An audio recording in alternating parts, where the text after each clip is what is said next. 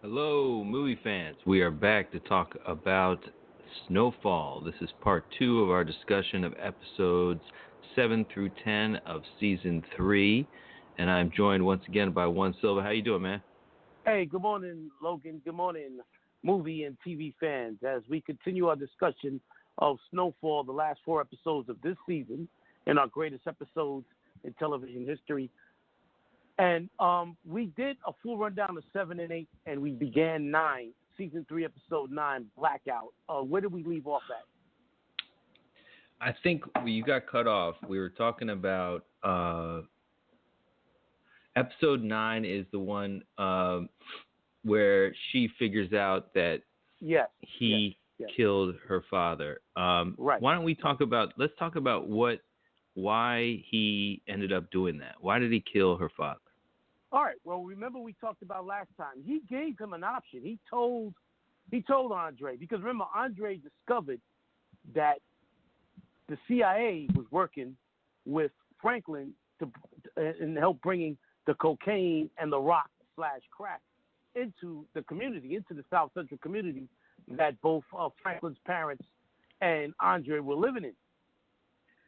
Franklin. Yeah. Now let's just say, realistically, let's just say he started trying to blow up that operation. Isn't it true that the CIA guy would have killed him? Teddy would have killed Andre regardless. Yeah, exactly. Yeah, but I don't know if Franklin wanted to go. No, he didn't want to.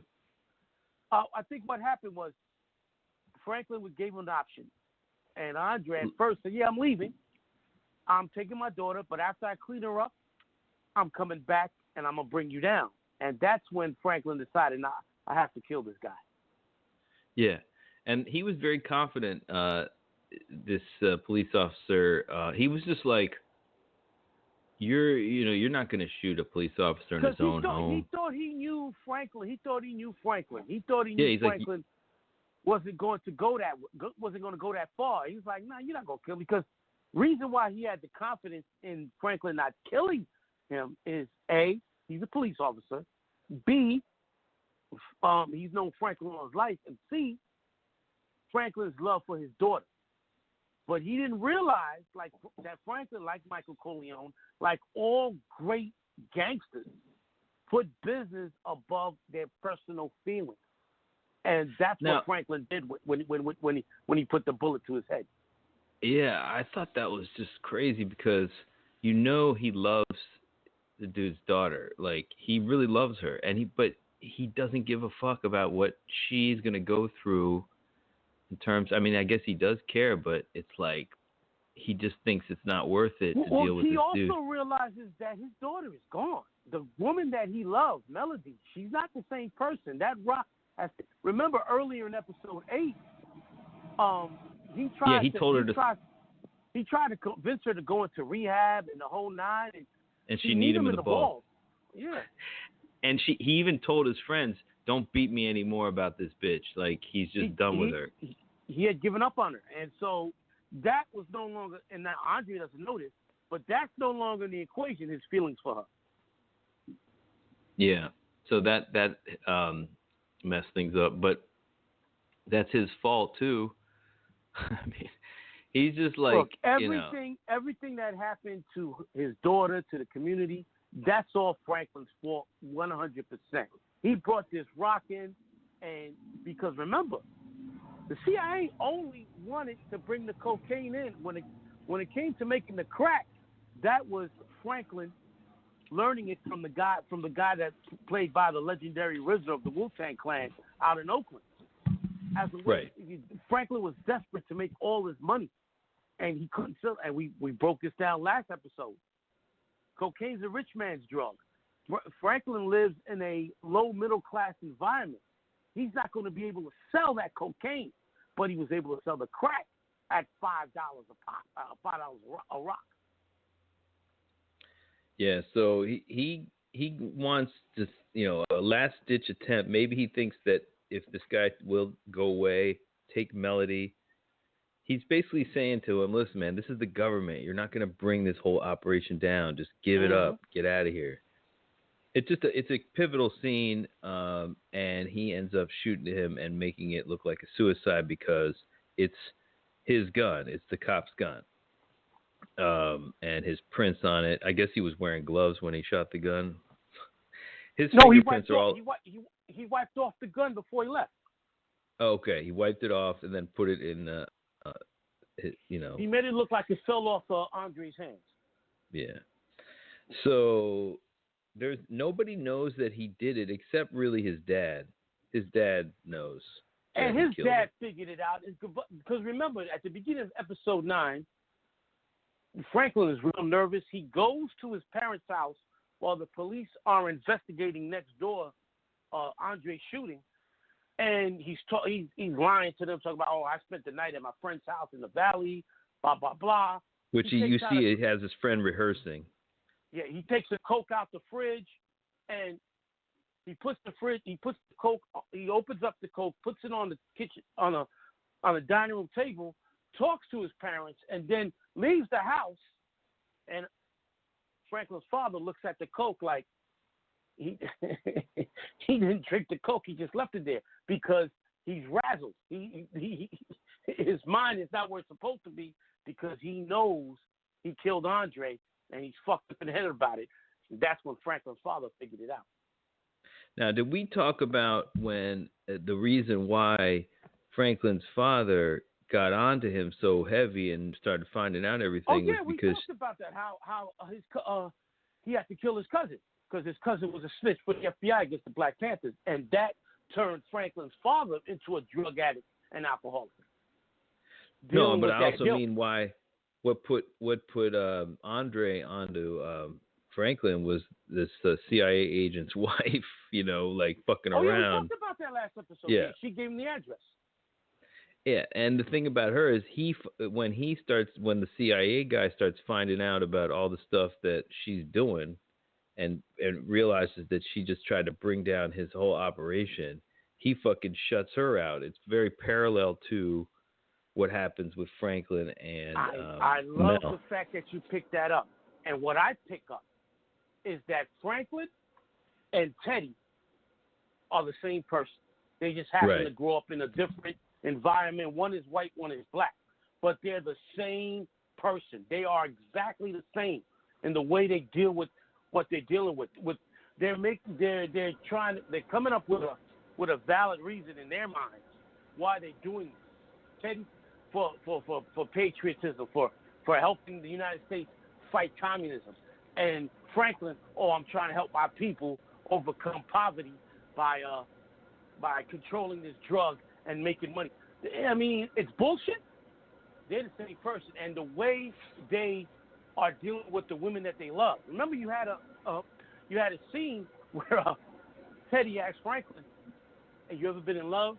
And without mentioning what the problem was going on, they bonded over the fact that they both had problems with the women they love. They stay the same people. And we'll talk about at the end of the episode 10, when they confront each other at the end of that episode, they're looking in the mirror. It's like Teddy is looking at Franklin like, God damn, I'm looking at my reflection in the mirror. And he, it's interesting too, though, is at the first that Teddy was like, remember, he was dealing with that one dude from Nicaragua who was very like cold-blooded, and he just did what was necessary. That and was for his some Andre. reason, him killing that guy was similar to Franklin killing Andre. You didn't think they were going to do it, but they did. Well, you know what though, Andre was a much bigger deal for Franklin. I mean, that's like killing his. Now, this guy Andre took him to crack houses when he was a kid, and made him look at people on crack. So he tried to mentor Franklin, this cop, and he ends up getting killed. So, well, remember when he mentioned this, when Franklin's father started living on the streets and left his mother because he couldn't deal with killing his cousins. It was Andre who was the male influence in his life from that moment on. Right. And so they were next door, this is next door neighbor. So, big deal here. he leaves it, and it's interesting. The cops, they aren't that interested in investigating as much as he's so devoted to the police. Andre, they're ready to sweep his death under the rug. They're treating him like another black man, like they treat Right. their black suspects in the street. Now, had this been a white officer, they would have shut that operation down. They would have raided every house in that neighborhood. They'd have made it hell for Franklin. But Andre, because Franklin had so perfectly set him up with that she wasn't a prostitute. She was a friend of his aunt who set him up, stole his gun, stole his badge, gave it to Franklin, and they gave her a nice bit of change to leave town. So the police, he got suspended. The detectives know that his daughter's a drug addict. He went to Nam. He got caught with this, what they believe was a prostitute, lost his gun, lost his badge. So they're thinking he lost all sense of reality and killed himself. It makes sense to them because Franklin set it up that way. Yeah, and they already stereotype black people that they're all lazy, that they all fucking party. Remember, they drugs. told him he's one of the good ones. He's not an animal. Yeah. Exactly. That was a crazy line, like that one dude. And you think that guy's a good guy until he says something like that, and then you realize, oh, this dude's not that good. And then we see later that he's not good. But let's talk about that. Just the way he's treated. First of all, he gets. There's this scene where they jack him. I don't know what it is, crooked cops. We talked about that last episode also, where he was trying to he was following Andre, Franklin. Right? Following Franklin, trying to find out where he lives. And as he's about to make a turn, they stop him. They take him out. They cuff him. They throw him down to the ground. And then when they find out that he's actually a police officer, they're making fun of him because they found out through calling in to the dispatcher that he's the one that lost his gun and badge to the prostitute. So Andre is between a rock and a hard place. This is where I think though too. I think though he's making a mistake. Franklin is making a mistake doing this. Like I think this is one area in his life where he goes overboard on somebody. I think because it just becomes an ego thing. Like he starts to go to his house and taunt him, talk to him, smiling at him. You know what I mean? Like it looked like he was fucking with him a lot. And I think he went too far. And I think this is probably a lesson for Franklin, man. Like you're not totally cold calculating. Sometimes you like to play games, and this is how it gets you into trouble. Because this dude now has a super hard on. Earlier in this season, he went before he even stole the gun. He knocked on Andre's door and he was like, "Can I take the daughter out? I'd like to take her to get some ice cream." And he's like, "I'm not letting you take my daughter." All right, well, that's for her. He gave him a gift, and he like fucking with Andre, like, "Hey, you coming after me? But I got your daughter in check." It was fucked up. That was real. I mean, that was real disrespectful. Very. But the point is, it gave this guy like. Now it became personal to get this. He's like, I'm gonna bury, Franklin. Like right. He's like, and the other guy is like, it's about goddamn time. Is his partner. So then after he gets shot, they investigate it. They look at it. They're like, it probably, we don't know. It could be a suicide. I mean, but then even the cops, like, if that fucking report comes back anything fucked up, I'm gonna bury Franklin. Like his partner says that. And, it looks suspicious. It's even his daughter comes to this partner and is like, listen, I know Franklin killed her because of my, I just know because of my window. He comes in through the window. It was open. So this cop kind of looks into it and realizes, yeah, he probably did kill Andre. So what does he do? He fucking asks him for a bribe. Mm-hmm. And I didn't even know if this was like the other dude playing Franklin, but this is straight up. This dude's corrupt. Remember, earlier in the episode, the detectives investigating Andre's shooting and Nixon, the white cop, were sitting in the bar and they were talking about Andre. This is where it brought up that he was in Nam or something. And one of the cops like, now he's been having problems with the Saint kid. if I find out that the same kid has anything to do with this, I'm gonna bring him down. And another cop said, yeah, I heard he's making like $1 million a week on the street. And when Nixon heard that, his eyes flared up, and then we had a blackout.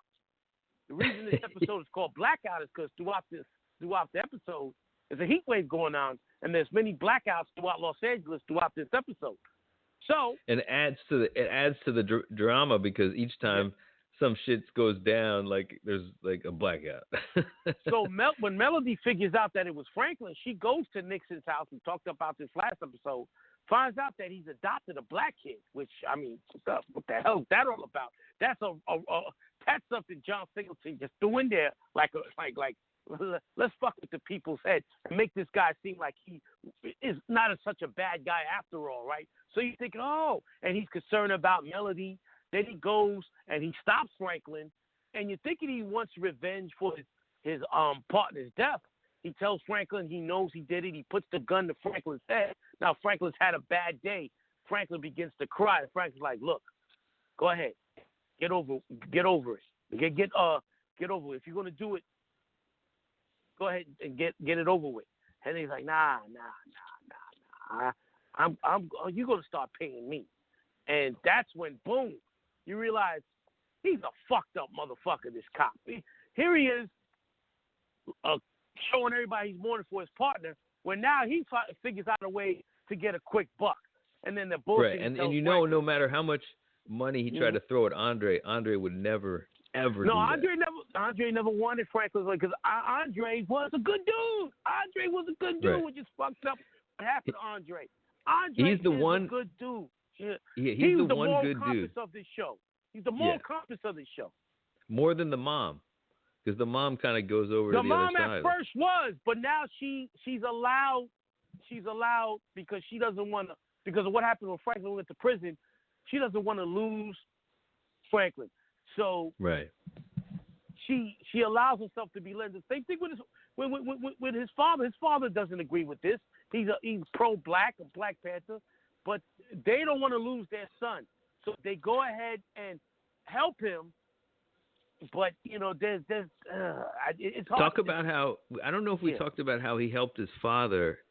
His father, I mean, was a total living on the street drunk, and Franklin bails him out, pays off some shit for him, and then lets him reform himself. But then his mom takes his father in again, and that after really he gets beat up in the street. His father gets beat up in a raid.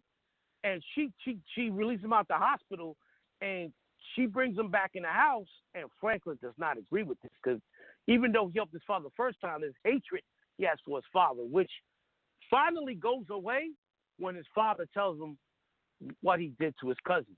And Franklin realizes he began living in the street, became a drug addict and an alcoholic because he couldn't deal with the guilt of killing his cousins. And now Franklin is dealing with the guilt of killing Andre, and also Franklin's friend, and from killing his best friend, Kevin. Yeah. So and from losing Melody. I mean, all that shit is fucking with him. All that shit's eating him up, and which will lead to episode 10 when we talk about his dream. All right, so Franklin agrees to pay him, and then the guy's like, hey, don't get this mixed up. You're working for me. I'm not working for you. And Franklin said, yes, sir, officer. He said, don't fucking patronize me. Unlike that officer. That officer's dead, right? In season 4, that dude. Teddy's gonna take care of that. But Franklin's not gonna do that. I know Teddy's gonna take care of that. You can see that coming. That officer, once Franklin reveals to Teddy what he knows about Teddy, he doesn't need that officer anymore. He's got the CIA back. Yeah. So, but they go to the funeral. They have the funeral kind of fucked uply. Before we go to the funeral, there is a spectacular scene in this episode, probably the single greatest scene in the entire 3 seasons. Franklin's right-hand man, Leon, his now best friend, Leon, who's also his enforcer, his right-hand man, runs things with Franklin in the street, kills people when has to be, is feuding with the guy who they supply in Compton, a man boy played phenomenally by Melvin Gregg. Melvin Gregg has a huge. He was a YouTube comedian, I think.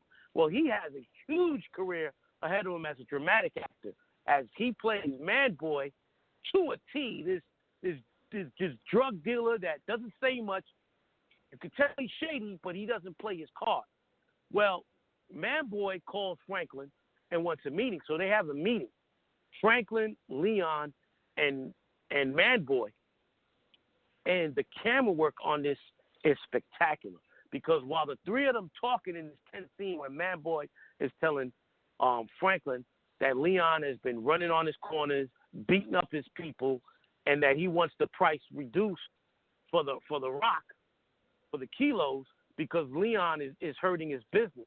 While the three of them in this tense scene are talking, the camera spins around and shows the three. Oh, just phenomenal. I see. Yeah, very Michael Mann-esque, very, very similar to a Michael Mann Miami Vice or Heat, Miami Vice episode of the movie Heat, and it spins around and you see the expression, you see the tension in all three characters and actors' faces. And then Franklin tells Man Boy, "I'm sorry, I'm not going to reduce your price. The keys are the same. I'm not going to argue if you want to go find a better price somewhere else.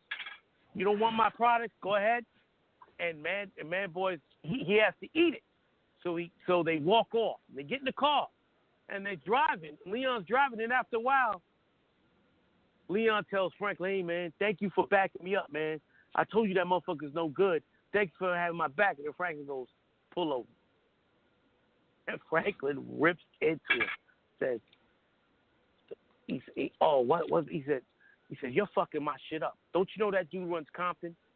You're making problems for me." And he's like, "No, but I don't like the way he looks." And he Franklin rips, you fucking my shit up because you don't like how another N-word looks? I built this shit. No, how he talk. Brick by brick. And I'm not going to get it fucked up because you don't like the way another motherfucker looks. No, why another fucker talk? He said talk. And like so the way another right, fucker talk. Another fucker talks. And he goes, if you can't get with it, then you're going to have to find another motherfucking plug. And then Leon's like, "You don't mean that." "The shit I do." Then after pause, he goes, "Try, motherfucker, try." Now, what I thought was another interesting thing is that he's saying, "You're doing all this shit. You're fucking up my whole operation because you don't like how a motherfucker talk." Meanwhile, he's doing all this petty shit with Andre and doing stupid shit. Like, he's going overboard with this guy. Like, because he kind of has a personal grudge against him. This, because Andre already had his house raided, had his uncle's house raided. So Andre already fucked shit up for him before. So he's doing the same thing he's yelling at Leon for doing. That's what I'm trying to say, is he's getting into ego shit with Andre. And that's what ultimately blows this whole thing up. But let's just say now he goes, the mom offers to have the funeral at her place, or they call it the repast. And they have this service, and Melody sees Franklin kind of buddy-buddying with the cop that she told. And that's what she said. That's when she's like, a light goes in her head, and she's like, "Fuck it." So she gets up, and she's going to her house, and Franklin sees her leave the service. And so Frank's like, Mel, hold up, hold up. He goes in the house. He thinks she's going to get cracked. He's thinking she's looking for a rock. Right. He was like, "Baby, stop. Yeah, you don't have to that's do this." So good. You're better than and then this. she comes out and shoots him in the shoulder. I could not believe this shit. I was like, "Oh my God." Then she shoots him 2 more times in the lower back and on the opposite side of the same shoulder. And the episode ends with Franklin about to black out, and you're like, for a whole week before episode 10 goes, is Franklin going to die? This show, Franklin can't. How is this show going to continue if Franklin died? He is the man on the show. How do you loot? And the greatness, and this is the last great thing John Singleton did before he died, that episode 10 that we're about to talk about, Other Lives, they brilliantly put the shooting the first half hour is Franklin in a coma due to the shooting, having a dream about what really happened to him, plus other things that didn't happen as an alternate reality to what could have been his life had he not started selling coke. This reminded me of that Soprano scene when he's in a coma. He has like an alternate reality life where he's like a salesman. Logan, I totally forgot that. That there you go. That's where that's the only. Oh man, I was wondering where they got this idea from. Oh man, yeah, it's Tony Soprano. Yes. And that's what I thought of instantly, because I was like, okay, so this is what because he was definitely smart enough to be attending. Was he Spelman? Is he at Spelman? His SAT score was 1540. The highest you can get on the SAT is 1600. That's a damn near perfect score. No, he was going to a school that was based on USC. Okay. So he's there. He's a brilliant student. He's being admired by this white girl who's he kind of makes fun of for liking him. It's like, what, you want to date the weird, the unique black guy or whatever? You have a thing for the unicorn. Yeah, the unicorn on campus. Unicorn. So she's just like, she's interested. So he starts, and he's doing well. He's doing very well. But then they call him into the office and they say made some kind of clerical error where his mom, who makes $11,000 a year, was said to have made $111,000. So it's just like a little decimal point issue. And they tell him that they have to kick him out of school and cancel everything. And he's like, why can't you just wait like a few more minutes? And I mean, not a few more minutes, but a few more, a week or two, just to get the information in. And they just cut him off. And they even give him shit about even coming. They're like, maybe this isn't the place for you since you're of such limited means. So talk about a cold-hearted financial aid officer, a fucking prick. And you know what? This happens all the time in financial aid offices throughout the United States. A couple of people I've seen on Twitter posted how they're behind because their loan didn't come out and they have to come up with $2,500 or they're going to get kicked out of camp. I was like, wow. No, it's this guy, the guy who's telling him that he's got to go. Isn't that his mom's former boss? I mean, the guy that plays his mom's former boss, like, I don't know. That guy looks younger than him. Okay. That guy looks younger than him. I don't think so. That guy looks younger. That guy looks younger and smaller. The other guy was out of shape. This guy wasn't out of shape. He was just a fucking prick. But we got to just quickly, like, they're trying to buy this property, and her former boss tries to muscle them out. The dude tries to muscle them out, and they wait for him, and they fuck those dudes up and bring them back to his office. He's just like, you guys are going to try to, I'm like, I'm the ultimate thug in my neighborhood, and you're just some 2-bit fucking dude who's going to hire these 2 fucking fat guys to try to scare us. Like, get the fuck out of here. So anyway, he's, so we go back to, so let's go on. All right. Eventually he gets kicked out. He eventually gets kicked out of school because he can't pay his tuition. He can't pay his dorm fees. But before that happens, the white girl he meets takes him to a meeting. Takes him to not a meeting, to a classroom where a meeting was happening, where it was a recruitment meeting for the CIA led by Teddy. Teddy is holding a class on why the CIA would be a good opportunity for these students at the school after they graduate from college. Right, and he's just there. And he already knows that Franklin should probably be a member because he's after Franklin gets kicked out of school, Teddy locates him and goes to his house. They sit down and he tells Franklin he knows everything about Franklin. 1540 on his Yeah. SAT. Talk to all your college professors. They all say that you're brilliant, that you think logically, blah blah blah. And then Franklin goes, well, yeah, but the incident with the financial aid officer. He said, yeah, I know. And then he tells him about how Alexander Hamilton did the same thing when he was in college, and they start laughing. And Teddy tells Franklin before he leaves the house, look, if you want to go back to school, it's a done deal. I'll take care of it. You can go back to school, and I'll take care of it. So Franklin can go back if he wants to. Now, while you're watching this, you're like, that's when I realized when he's leading that class that this wasn't a prequel, like this wasn't a flashback. This was a dream because he didn't meet Teddy until he started selling cocaine. Yeah. Well, I mean, it's how you must have been like. Then, if you didn't know, if you thought maybe it was a flashback, you must have been really confused when you were watching this episode. I thought it was a flashback up until that part because they showing him going to college, blah blah blah. And then you see Teddy talking, and then afterwards you see other things. You see Aunt Louie pregnant. She never had children.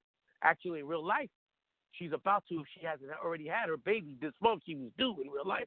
Angela Lewis. You know what's crazy too is you look at the neighborhood that he goes back to when he gets kicked out of school, right? And it's relatively calm. But meanwhile, other than selling the weed, it's calm. Yeah.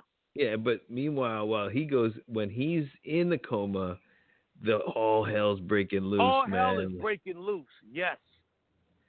And like he was the Don holding it all together. And when he was out of the picture, people thought he was dead.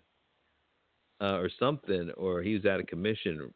They started trying to take over. The streets knew that he was out of commission. The streets knew he was in a coma, and that was their opportunity to become head honchos. Because Franklin was the man. But once the man is out, it was total chaos. And you have all these dudes looking to be the next man, but you can't be the next man if you don't have the connect. Franklin has the connect. Exactly. And he's also the one that calls the shots and makes sure that nobody else is beefing with certain people and just keeping things like he's yelling at like Leon to keep shit from blowing up. So Leon, I think at that point is like, fuck all this shit and just I think start going on his own track. Then Leon, Louie and Jerome, Leon, Louie and Jerome are running things while Franklin's in a coma. But they're unable.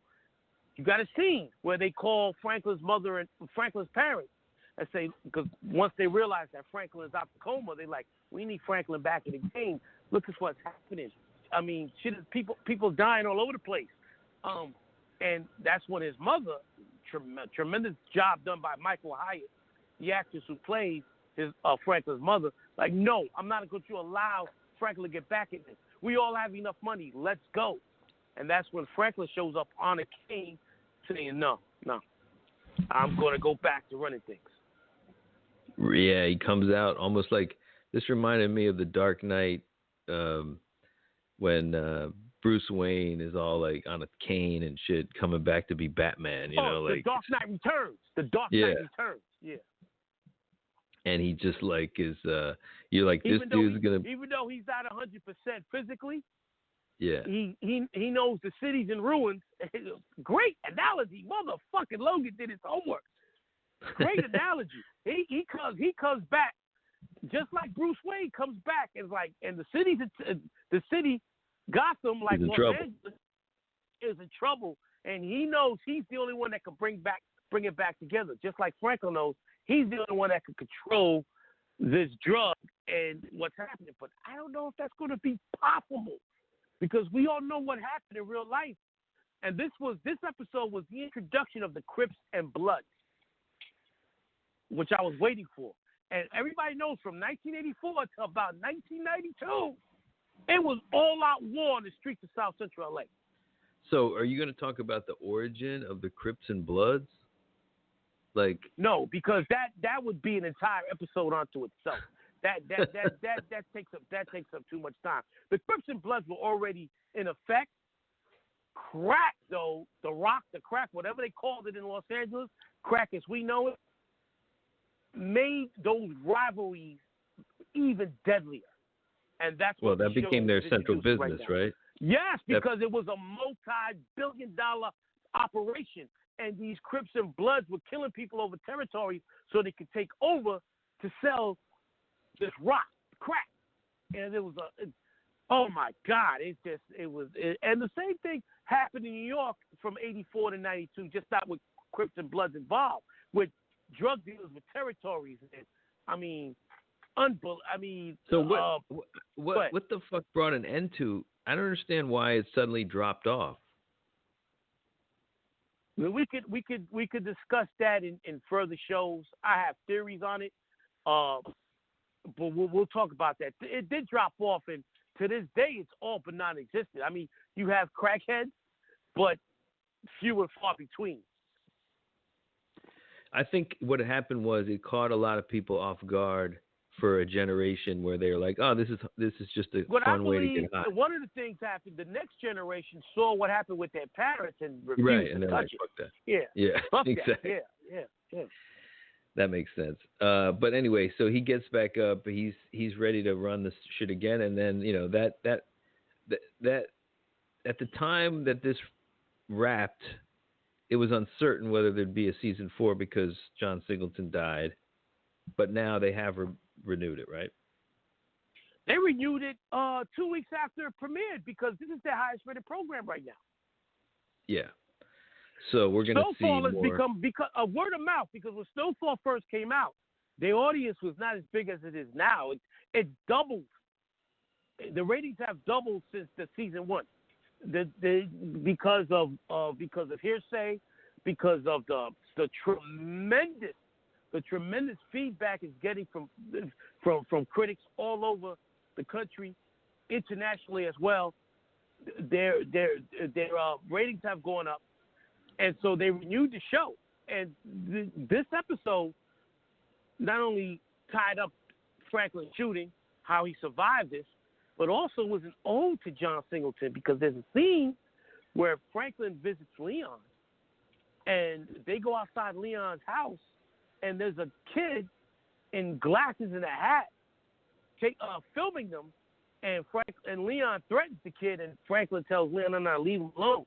That was John Singleton's son playing John Singleton. Interesting. Yes. And that's John Singleton. And if you look at it, Logan, that's John Singleton, and Leon is Doughboy, and Franklin is Cuba Gooding. I forgot Trey from Boys in the Hood. That's Doughboy. That's Ice Cube Doughboy, and Franklin Trey from Boys in the Hood. That's what he's looking at. So is Boys in the Hood like based on this story? Boys in the Hood is based on John Singleton's childhood growing up in South Central Los Angeles. But I mean, I always felt that Trey was John Singleton, and Doughboy was one of his friends that one of many of his friends growing up. I never heard the whole story from John Singleton, but you look at it because remember Trey Trey is the straight-laced kid, and Doughboy, his friend, is the kid selling drugs.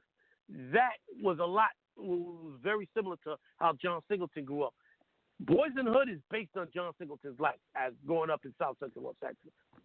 Right. So he saw firsthand what he's looking at, what we're looking at here on Snowfall. Yeah, he had no choice. He grew up in South Central LA. He was in the middle of it. I mean, he'd have to be a blind man not to see what was going on.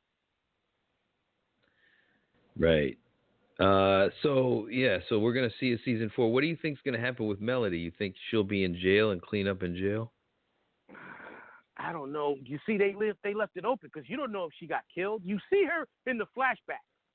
She's going to get arrested and probably. Well, maybe she was murdered. They don't even talk about. Remember, there's a scene when Franklin's mother tells Louis and Jerome, "I don't want him in this business. Let's get out of here. Like, we all got enough money to leave town. Too many people have died. I don't want to see another person die." Who is she talking about? Maybe she's talking about Andre and Melody. We know Andre's dead. Maybe Leon or the crooked cop killed Melody after she shot Franklin. Oh yeah. Well, that's. I'm just I think she's. theorizing. I don't know for sure. I think they put her in prison, but they have insufficient evidence or something. Either But she's in meanwhile, prison or she was murdered. There can't be insufficient evidence. She shot Franklin. Her fingerprints are all over that gun. She dropped where the did gun she and get walked that out gun? the house. Where did she get that gun? That was her father's extra gun. Every cop has an extra pistol in their house.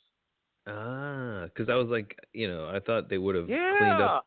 But this just shows you the shoddy job done by the cops. I mean, they should have gotten rid of that gun. I mean, it's just they don't care. They don't give a shit about this They guy. didn't give a fuck. Yeah. Right. Yeah. So yeah. So that's how we leave it. Her fingerprints are all over that gun. She's either one.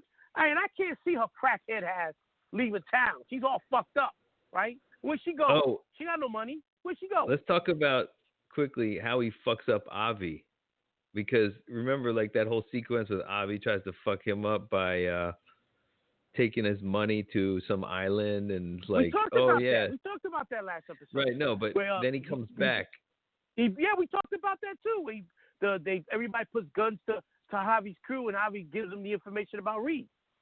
Right, but then Javi is like, when he gives him the information, we see that they're all his father is really intent about gathering every kind of intelligence on Teddy because I guess he just wants there to be some kind of paper trail, a backup, So when his son, if his son gets arrested for being a drug lord, they could have this as evidence that he was working with the government.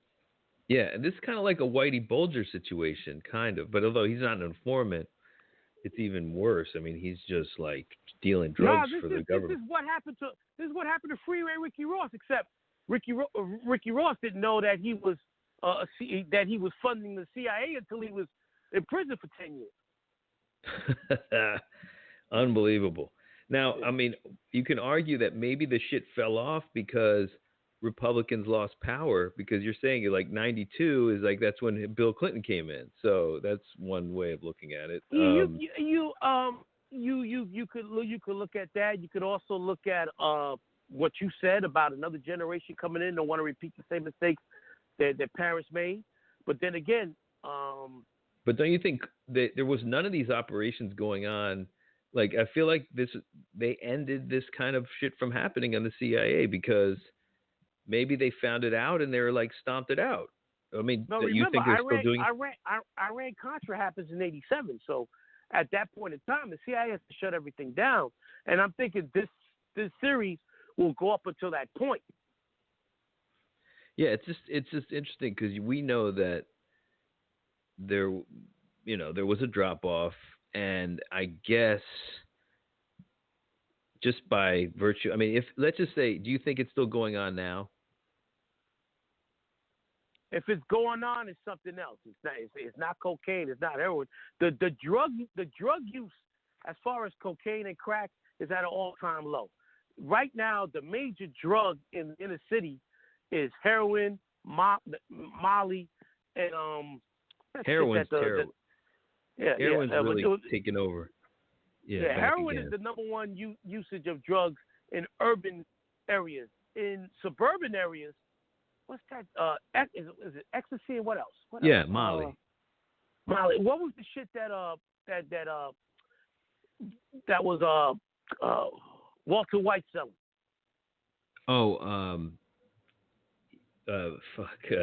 Yeah, crystal meth. Yeah, that's the number one drug in suburban America. Yeah. That shit crystal makes meth, you look. Molly, and ecstasy. While in the urban environment, it's heroin. Basically, that is the main drug in the urban areas. It's heroin.